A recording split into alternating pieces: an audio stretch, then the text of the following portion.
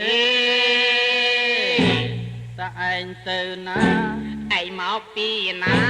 ទើបបានជួបគ្នានៅបាត់ដំបងនេះអើជំរាយជំរាយអត់មកអត់ទៅជំរាយខ្ញុំមកពីក្រុងភ្នំពេញចំណែកឯងវិញអាយ៉ាមកពីណាដែរខ្ញុំដើរចំវិញស្រុកខ្មែរខ្ញុំដើរចំវិញស្រុកខ្មែរឥឡូវទឹកតែមកបាត់ដំបងមកលេងឬវ័យប្រាប់គ្នាផងមកលេងឬវ័យប្រាប់គ្នាផងអូមកបាត់ដំបងបំណងមកដឹងប្រពន្ធទេ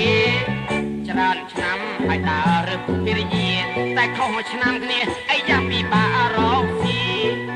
ដើរដល់មណ្ឌលគិរីដើរដល់មណ្ឌលគិរីអីរត់តាណាងគិរីក៏ចាស់ហើយនឹងស្ទឹងត្រែងតែរួចហើយស្វ័យរៀងនឹងព្រៃវែងតែរួចហើយស្វ័យរៀងនឹងព្រៃវែងអូខ្ញុំក៏ដូចឯងដើរស្វែងមិនដឹងប្រពន្ធដែរទៅដល់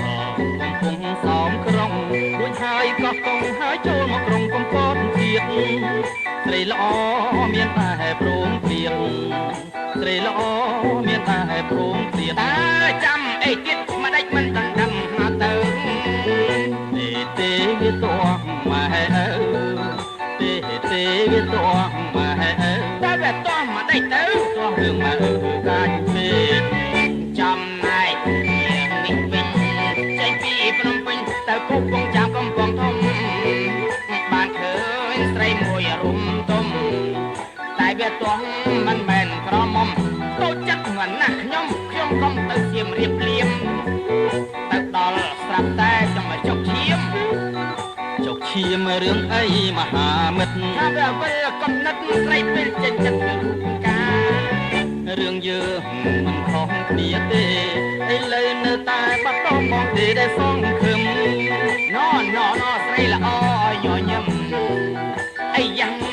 អត់សង្ឃឹមមុខស្រង់ប្រព្រឹមអីយ៉ាងបានខ្ញុំសំណាស់សំទេមិនសំទេឯងចាអេនេះដឹងសំណាស់សំជាងឯងណែមុខឯងកាស្រែងឯងគុំតដឹងគេមិនឲ្យទេ